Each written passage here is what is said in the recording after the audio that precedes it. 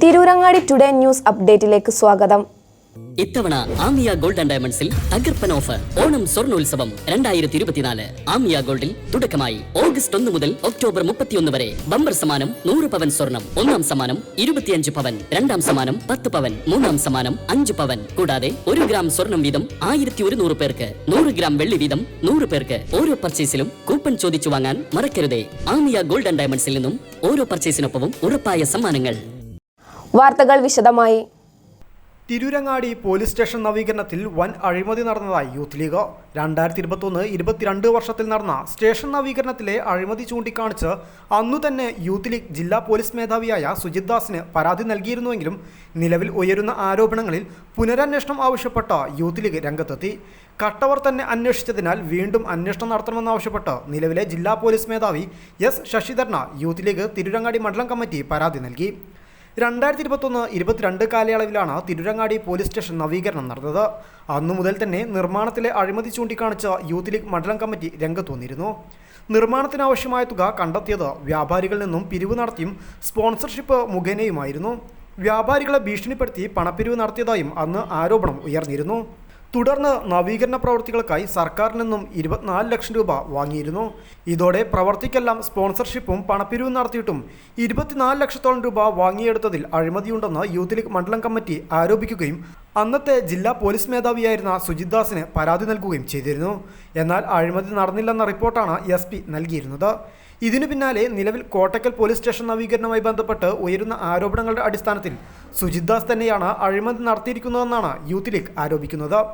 സംഭവത്തിൽ പുനരന്വേഷണം ആവശ്യപ്പെട്ട് തിരൂരങ്ങാടി മണ്ഡലം youth league president UA Razak ജില്ലാ പോലീസ് മേധാവി S ശശിധരന് പരാതി നൽകി. 2021-22 കാലഘട്ടത്തിൽ തിരൂരങ്ങാടി പോലീസ് സ്റ്റേഷൻ നവീകരണം നടക്കുകയുണ്ടായി. ആ നവീകരണ കാലഘട്ടത്തിൽ തന്നെ അതിൽ നടന്ന അഴിമതികളെക്കുറിച്ച് തിരൂരങ്ങാടി നിയോജക മണ്ഡലം മുസ്ലിം യൂത്ത് ലീഗ് കമ്മിറ്റി പറഞ്ഞുകൊണ്ടിരിക്കുന്നതാണ്. ഇപ്പോൾ കഴിഞ്ഞ ദിവസം കോട്ടക്കൽ പോലീസ് സ്റ്റേഷനുമായി ബന്ധപ്പെട്ട് കുറേ അഴിമതികൾ വന്നു. ആ സമയത്താണ് യൂത്ത് ലീഗ് അന്ന് ആരോപിച്ച ഈ വിഷയത്തിൽ പോലീസിൻ്റെ ഈ അഴിമതിയിൽ പ്രതിഷേധിച്ച് 2022 ജനുവരി 10 തിരൂരങ്ങാടി പോലീസ് സ്റ്റേഷനിലേക്ക് യൂത്ത് ലീഗ് മാർച്ച് വരെ സംഘടിപ്പിച്ചിരുന്നു. അന്ന് നൽകിയ പരാതികളൊക്കെ അന്വേഷിച്ചത് സുജിത് ദാസ് IPS ആയിരുന്നു.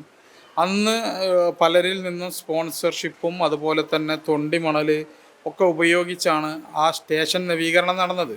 പിന്നീട് അതുമായി കൂടുതൽ അറിഞ്ഞപ്പോൾ 24 ലക്ഷത്തോളം രൂപ സർക്കാർ ഖജനാവിൽ നിന്നും ചെലവഴിച്ചാണ് അത് നവീകരിച്ചത് എന്ന് പോലീസുകാർ പറയുകയുണ്ടായി.